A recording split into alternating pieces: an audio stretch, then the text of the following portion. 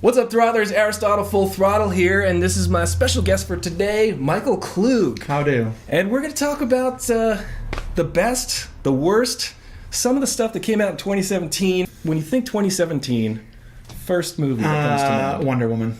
Wonder Woman. Yeah. That was a fantastic film. I loved it. I raved about it in my review. Guys, check out the review for that. Did you do a review? I didn't do a review because it's not horror. Because you specialize in horror review. Well, I actually work for Horror Freak News, so horrorfreaknews.com, and I also write for Tom Holland's Terror Time from time and around sometimes. Those links will be in the description, so if you guys want to check that out. Cool. What was your favorite part of Wonder Woman? Well, I loved her, of course, but I think the moment in which I then heard was supposed to be cut was the going across the field sequence when she puts on her outfit for the first time. Really? That was supposed to be cut? It was supposed to be cut. If I recall hearing that correctly, it was supposed to be cut. Okay. And I'm like, that was the best moment in the whole film. It was fantastic. When they're in the whatchamacallit, the dugout or whatever. She climbs up the ladder. She climbs up, puts on the... And I'm like... That was... The score in that moment, everything about it was so wonderful and so beautiful. And then... Oh yeah, that wasn't supposed to be in there. Wow, that's it. Almost seems the movie was built around that moment. Yeah, but I haven't seen it since that first screening, so I need to see it again, revisit, and get another feel for it. I got to check it out again. One of my favorite moments in that film. I'm not sure that her theme song kicks in there or kicks in when she first starts kicking the crap out of people. She's like in the second floor of a building. Yeah, and the theme song kicks in with the guitar. I think it's the Crossing the Field because I may be wrong, but I remember it being so. Yeah. Intense and then it's like because it's a guitar or something. It's like really raw, and I'm like, oh my god, I just that theme song is so intense and so I think, and I've said it on the show before, I've actually played it on the guitar for her. Really? Yeah, and I think it's the best modern. Is it Zimmer? Because I hated Man of Steel with a passion, so I didn't bother with Batman, Superman, and I'm not going to bother with Justice League. I saw Wonder Woman because I've been a fan of Wonder Woman for a long time. So I've been a fan of Wonder Woman since I was a child. I watched that. Linda Carter will always be my Wonder Woman. I was very skeptical of Gal Gadot. I was like, is she going to be able to pull it off? And she was the best part of Batman vs. Superman. And I don't doubt it. I can see holding off or never watching Justice League because I left the movie, I was like, it's fine. If you're a fan, you'll like it. But if not, it's not worth a theater visit. I mean, I think eventually maybe we'll... Yeah. But the thing is, I don't watch movies for pleasure anymore. Because it's either there's stuff coming down the wire and like, okay, let me do this. But we did...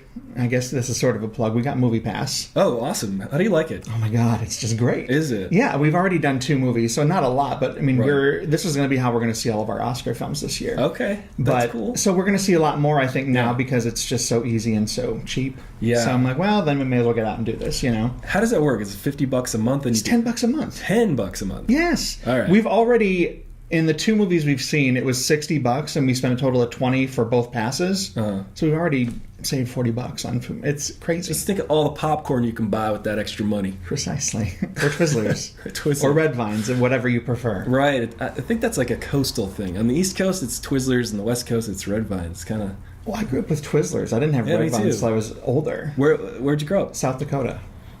That's the East Coast. That's not the East Coast. People don't even want to refer to it as the Midwest. It's technically the Old West. The Old West. Well, I mean, kind of, I've been to South Dakota. Where? Bismarck, I believe. Okay, let's time out. That's North Dakota. That's what. Yeah, exactly. Don't even. That's a bitter rivalry. When people say North Dakota, I'm like, no. Actually, well, have you been to Mount Rushmore? No. Okay, well, that's the big draw. Have you been to Deadwood? I've seen Deadwood. That's where I grew up. That was a long time ago. Cowboys? Like well, not the time, the place. Oh, I see. Movie Pass, if you're out there and you want to give me a sponsorship, totally. As far as the superhero genre goes, I loved the heck out of Thor Ragnarok. Have you seen it? I have not. I have actually not seen any of the Thor films. Okay. I've seen all of the Avengers, all the Captain Americas. Yeah. For some reason, that just never, even though it's Chris Hemsworth, I mean, come on, he's pretty great. But so I haven't seen those. Even though Ragnarok, when I saw the trailer, I'm like, wow, that looks amazing. But Cate Blanchett looks so intense, Cruella de Vil-ish and wonderful. So. She delivers. She's great. She's great in everything she does. I feel like she's not hot on the heels of a Meryl Streep. She's getting up there, I think. Well, she's won 2 Oscars already. Yeah.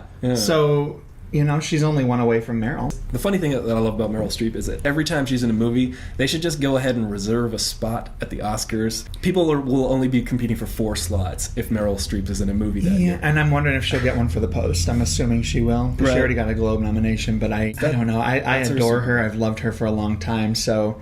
But it is kind of one of those, like, well... It's just fair. A given now. It's not even fair. Yeah. I don't even wait. Just say, okay, yeah, she's got her spot. Just hand her the damn thing. I fully believe that you do not have to see the other Thor movies in order to see Thor Ragnarok. Because I would recommend that you see Taika Waititi, the writer-director of Thor Ragnarok. I would recommend that you watch his movies Boy and watch his movie Hunt for the Wilder People before you watch Thor Ragnarok. I've heard of Hunt for the Wilder People, but what's Boy? Boy was the one that was sort of his breakout hit. It's like 2010, 2011. Okay. And it was just this indie New Zealand film that he made that just got this worldwide attention. And it was like the highest grossing movie of New Zealand. And then I think Wilder People beat it by making a total of like $9 million. But but it is still the highest grossing movie made in and by a New Zealander. But to see that movie and enjoy it, I would recommend you watch Taika's earlier work instead of the Thors. Yep. You don't even have to see Thor 1 and 2. Just is Natalie Portman in all 3 of them? She's not in this one. Okay. She's not. But they do like a one-line, "This is why she's not here," kind of. Yeah. Whatever. That reminds me of. I'm going to go way back to my era here. Like you're talking about for Thor, one of my most hated brush-offs is in the Karate Kid Part 2. Now, do you know where I'm going with this? Because I do. I was so in love with Elizabeth Shue's character. And then at the beginning of the film, oh yeah, she went with some football player. I mean, even as a kid, I'm like, that pissed me off. That's like a cardinal sin for sequels, to just get rid of the entire like sort of point of the first one. Yeah. And the point was to, win self-confidence, win the tournament, win the girl, learn, and then she just, I mean, they had to open it up, for the love interest in the sequel, but so the Thor thing it brought that up, and I'm very bitter about it. It happens a lot. That could be an entire show actually, where they just sort of disregard the character motivation of the first film. Because that's what I love about sequels, is that they establish a new motivation for the character, and they really didn't do that well for Karate Kid Part 2. Agreed. The other superhero movie that I love the most this year, besides Wonder Woman, besides Thor, was Guardians of the Galaxy 2. No, I have not seen it yet. I loved the first one. So I know I'm going to enjoy the second one, but it's a matter of when am I going to watch something for pleasure, Because you specialize in horror films. What was a standout horror that you... It. Did you see it? I did. And? I liked it a lot. Okay. It blew my mind. I think it transcended genre. Well, no, but I in the review that I wrote about it, I said, why it's so good is because the horror is incidental. It's all about these children and about their relationship and what their situations are. That's why it's good. That's exactly it. I described it as sort of The Goonies meets Stand By Me with some Nightmare on Elm Street elements in it. But original, because, based on Stephen King novel. But it really was about the kids first. Yes. It was about them first and them sort of coming of age and coming to terms with fear. I heard a lot of people that were saying that it wasn't scary, and in my head, I'm like, what universe are you in? What film are you watching? Right, yeah. And I think maybe it's because, maybe it's the level of mentality of the viewer, of some viewers. It's like, if you care that much about the characters, which I did, and you loved them enough, then even though they weren't necessarily the biggest of jump scares or crazy suspense, which I think there were some of those things, but it's like you cared enough about the kids that this danger that they're in, then that's what's more scary. Right. These people are going to be injured or hurt or whatever, and people judge it based on solely jump scares. And I'm like, that doesn't... Those are great, and they serve a purpose, and they had some, but that's not what the central focus is, and people didn't get that. My favorite thing about the Pennywise sequences was, and again, it wasn't sort of that typical jump scare type of horror. Mm-hmm. I found them very beautiful and grotesque, artfully done. In these weird, like, you're staring at this, you're not sure what you're looking at, and there would be just subtle, unnerving things that happen. Well, it was little details. That opening sequence was insane. I got done with the film and I turned to my husband and I said, that's like legendary. That's going to be like the thing of like legend. Because his performance in that sequence was just beyond. I'm like, I don't know where you pulled that from, but get some therapy or something, because it was disturbing, you know? And I remember reading the book, and it seemed to match it beat for beat, like perfectly the way... I have not read the book. Well, we ordered it. As soon as we saw the film, we ordered the book. Yeah. And I actually read the first, 100 pages as a kid, in 85, so I'd have been 11 or something. Mm. And I started reading it, and it just never grabbed me, and so then I never returned to it. So now I need to find time to get back in there. It is a good book. I recommend it. Also, The Stand was pretty good. Oh, they're so massive. They're like these books like this big. They're 1,200 pages. That's a lot of commitment. It'll take a while, especially since I can read about a page and a half before I fall asleep reading in bed. So it would take probably a few years. But any other standouts? Scary movies? There's one that I was telling a lot of people about, and I'm not sure where the place will be in my end of the year list, but it's an Oz Perkins film, as in Anthony Perkins' son, called The Black Coat's Daughter. Elwood, my husband, and I, we went to see a press screening for it. Fantastic. It's so good. And it has one of those crazy ass slow burns. I mean, it just takes its time, but not a bad slow burn, where you're like, come on, for God's sake. Yeah. But then, and I had this in the review, and this is what kept it from getting a really high score, because it still did really well. The ending was dreadful.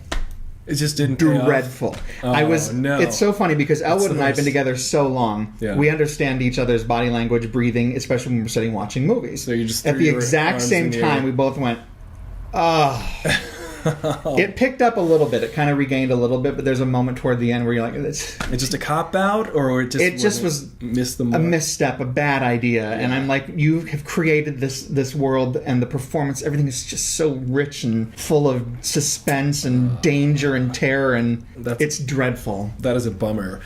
But otherwise, it's so good. Yeah. Oz Perkins, Anthony Perkins from Psycho. That's him. That's his son. Yeah. I think it's his second feature. Really? I haven't seen the first one. So. Now, does he bear a resemblance to his father? Oh yeah. He's very tall. Did you see Legally Blonde? I did. Okay. Do you remember the dude that was in their group, the really tall, kind of awkward, the one that said, "I was deworming orphans in Somalia"? Yeah, that's him. Oh, that's awesome. That's Oz Perkins. My favorite is Bend and Snap Lady. Jennifer Coolidge. Jennifer Coolidge. I was lucky enough to work with her one time. Really? She is the funniest person. She had this. She's scene. Stifler's mom, right? She's Stifler's mom. In rehearsals, she did 7 versions of one gag, and it was funny every single time. She can just nail. She's really, really good performer to watch. Actually, I like her. She's great. Best in Show. That's another one that she's in. What's the line in Best in Show that's my favorite? Is the we don't really talk. When she's sitting with her really old husband. Oh my God, I can't remember the line, but it's hysterical. And she's like, "We don't really talk that much," and she's like, "Yeah." I don't even remember, but it was so good. It was so good. Did you see Blade Runner? No. The reason why, because it's actually playing next door to us right now. We want to go see it, but I have only seen the original once, and it was literally 25 years ago. There's a lot of movies in my life that I have actually not seen, or I saw once and didn't ever return to. There are movies that I incidentally saw a lot as a kid because my mom had a crush on Harrison Ford. So we watched Raiders a lot. We watched Blade Runner a lot in my house. Witness, Presumed Innocent. Okay. Just go through all of the... And some movies called Star Wars or something. There are a couple Star Wars movies. That was her favorite part of the Star Wars movies, was Han Solo. A lot of people's favorite part of that. I was connected with Luke. I was always a Luke guy. I kind of went back and forth between Luke and Leia. I think in the end probably Leia was my favorite. In fact, I know for a fact I'm seeing Jedi tomorrow. I'm not going to handle it well. The moment she appears on screen, I'm going to die. I know for a fact. And I haven't even really I haven't really been anticipating it because I've been busy doing other things, but I'm like, oh my God, we're going to see it, and I know it's going to destroy me. It's going to be rough. Yeah, I'm right there with you. I can't, like you, I'm not sort of thinking about it, but I know the moment it happens, I'm going to lose it in the theater. I did for Force Awakens. I was like a sopping, blubbering mess. When Han showed up, and Leia, when she first showed up, I got a little misty. No, it was the meeting of the two, or the end, the finale or whatever, the climax, and that was a little rough. Not that it matters, but I'm sure like they'd have to redesign Episode 9 because of the whole thing. Right. It seems like the approach for this trilogy of Star Wars movies was going to be, first one's Han's sort of tribute movie. Mm-hmm. This one looks like, from what I've seen, I've really ignored all media. I know nothing. I know nothing about it, but I know Luke's head is the biggest on the poster. I was reading about that, and that they're looking at the old posters, and all the big heads were Vader before. Oh, and so apparently that's some sort of clue in, which doesn't make me happy per se. But yeah, I don't know if that's the truth. But I don't want to speculate. But he is wearing black. But I don't want to think about it. No. And then the next movie in the series seemed as though it might have been Leia's movie, and just that's pure speculation, but it seems to me that would have been a good way to end the 9 movies, is to do the big 3 each have their featured film. It's a movie, they can rewrite it any way they like. The sad part is we don't have we'll be excited regardless. It doesn't matter, because obviously we know that they're going to have to do something to accommodate for the next film, and that's not going to be pretty. Yeah, we'll see. We'll see what J.J. Abrams has to up his sleeves. Right. Probably a lot of lots of moving cameras and constant action. Isn't he the one famous for all the little bits of light, like the flash of light? What is the term? I can't. The lens flare. Yes, that's what I'm looking for. He's definitely a lens flare. There were a couple lens flares in Force Awakens, actually. Oh yeah. People didn't complain though. I was too involved in the story. Yeah, that's good. What do you think was the worst movie of this year? The absolute worst. Well, because there's two that you've seen schools of thought. I mean, if I went with like the big tentpole films, I haven't seen a lot, so I don't really. I would only say I've seen the ones that I really wanted to see, and so they didn't particularly disappoint. But there are, based on the reviews that I've done with Horror Freak, there's been a lot of garbage. It's okay. You can say it. They'll probably win a res. I have had some feedback from filmmakers when I've given them a bad review, and I'm like, I'm not. It's tough. I'm not doing it just to be mean. But if it didn't work for me, I can't say, let's sugarcoat it. No. Mm-hmm. So there were a couple earlier this year. I mean, I started out the year like I had in January. I want to say at least 3 films that I gave like a half star out of 5. Really? And half star is as low as you can go. And I would actually put in the review, I wish I could go lower. 0. Because it was dreadful. Yeah. And what bothers me, and I've said this in many of my reviews, is that I know how hard it is. I know what it takes to do it, and that it doesn't give me pleasure to tear it apart. And I always try to find something good. Right. And then I'll maybe focus a little harder on something that actually worked. But sometimes it's just, that location was really cool. Yeah. And that's it. You guys had a good location manager. Exactly. And the thing is, which I think some people may not understand, is like, I do tear them to shreds, and I do get kind of catty and snarky about it, because I'm also looking at it from the perspective of, I have some people that I know read my reviews religiously, and they like the catty ones. Mm-hmm. So I also am trying to make it entertaining. Right. So there's this weird kind of like, okay, how far do I go to make it entertaining but not completely destroy someone as they head to the Golden Gate Bridge? I don't know. Not that would happen, but it's just, it's weird, but there's been a lot of crap. And I have no problems with taking down like major moguls in Hollywood. Mm-hmm. If it's Michael Bay or Roland Emmerich or something like that. Come on, Roland Emmerich. Yeah. I mean, people love like the spectacle of Roland Emmerich, but I just can't stomach his poorly orchestrated drama. We actually, Independence Day randomly came on television the other night. I agree, his character work and all that, but that's not what his movies are about. So I'm like, I actually love what a friend of mine termed as disaster porn. Mm-hmm. I love 2012. I love Day After Tomorrow. Right. That's his thing. That's what he does. Exactly, and I think he does it really well. I think it's it's in the same line with Titanic as far as Titanic got a little more going on, but I love crazy disasters, and I don't think it's necessarily. I don't particularly like humanity, but I'm not like wishing for something like that. It's like no, it's like I want I love the spectacle. I love the Yeah. effects, and I love the kind of when it catches in your throat, like, oh my god, this is so grand and crazy. Yes. I did like Independence Day. When I was a kid, I watched that movie. I was like super stoked. I bought into the hype. I felt it delivered on the hype, actually, when I was a kid. Independence Day Resurgence, I saw. And it's just, it takes me out of the movie when he does the bad science. He's like, they're like... I haven't seen it. Oh, okay. So No, we were talking about when we were watching, like, oh, I gotta watch this. you gotta watch that one. I walked out of The Patriot. That was the last time I saw a Roland Didn't Emmerich. see that one either. Well, That's something... Gibson, right? That's Mel Gibson and Heath Ledger, and there's this opening sequence of these kids sort of running through a field in like a butterfly landing, and it just felt so forced and so like poorly, like wanting to be good. Yeah. I walked out, and in the first 6 or 7 minutes, I was like, I'm not going to like this movie. See, I can't stand that kind of manipulation. If you're going to do it well. Right. Exactly. You know, do it like Disney does it, because they do it very well. But it's like that kind of... If in the first 5 minutes I'm rolling my eyes, you're not in good shape here. Exactly. And there's very few films that if you're at that point right off the get-go, that anything's going to come back is, you know, the chances are nil, you know. And that's what I felt, and I knew it was going to not be good. Well, and you booted ass out of it. I was like, this is not worth the next 2 hours. I'm out. Stick to the disaster porn. The disaster porn. I think the last time I sort of felt like I was like taken out of my seat from a spectacle, oddly enough, was in Interstellar. There was a moment in that when they're on the planet near the black hole, and that wave comes up. I actually felt like I was moving out of my seat for that moment. Like 3 years ago, I actually sat down and did my top 40 films of all time. I actually sat down and said, damn it, I'm going to do this. And I mapped it out and whatever. Interstellar has found some way to worm in, because I'm realizing I'm going to have to update, because I want Interstellar to go somewhere in that top 40. Yeah. Because every time I see it, because I swear every time when I go on a trip in the hotel, Interstellar's coming on. So we'll catch it from the halfway point. We'll go downstairs, have dinner, come back, it's finishing up and starting again, like on TBS or something. Right. I could watch it all day long. I could watch it from any moment.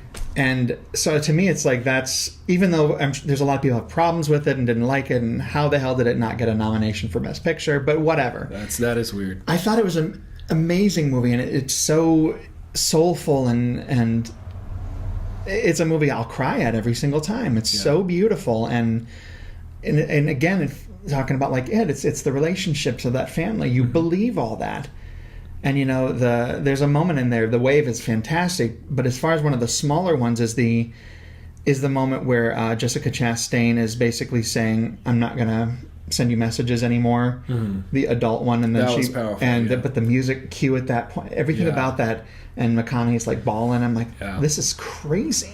So good. I'm going to go out and watch it when I go home. and it's as far as the backdrop, it's super sci-fi, but it was all about that human connection and all about the tragic idea of just watching your family. You're not just leaving them and coming back. You're watching them grow up in such a compressed time. That's such a brilliant thing that Nolan took advantage of in that movie. And this year, Nolan came out with Dunkirk. Did you see? I haven't, but it's on our list for award season for sure. That has a lot of good use of time. And perception. It's told like in all over the timeline, right? It's kind of split up. Yeah, from what I understand. And it's really cool because of the way he uses perspective and perception of who's where and what happens when, and how people are perceiving something from their standpoint and how things are actually happening. Interesting. And okay. There's some cool moments in that like really. He's one of the few modern filmmakers that I think really speaks the language of film. Yeah. Yeah, and he's consistently good as far as I'm concerned. I mean, what was it? Dark Knight Rises wasn't necessarily perfect to the three, but you know, Inception was grand, and Memento, of course. I like everything he does, but I think Interstellar is my tops for him. I mean, I do like The Dark Knight. I love The Prestige. That's one that a lot of people... I didn't care for that, but I think I saw it with The Illusionist right around the same time. That's what happened. So I think it's just a jumble in my head. I can't remember specifics because I literally probably saw them back to back. Yeah. So I'm like, okay, I don't know. I saw The Illusionist a year later, so I actually did watch The Prestige and liked it a lot, and then I knew the two movies were about a couple months apart. Right. So a lot of people like conflate the two, and, totally understandably, there's movies I remember like Dante's Peak and Volcano. Like all these movies came out at the same time back in the 90s, like a lot of disaster movies.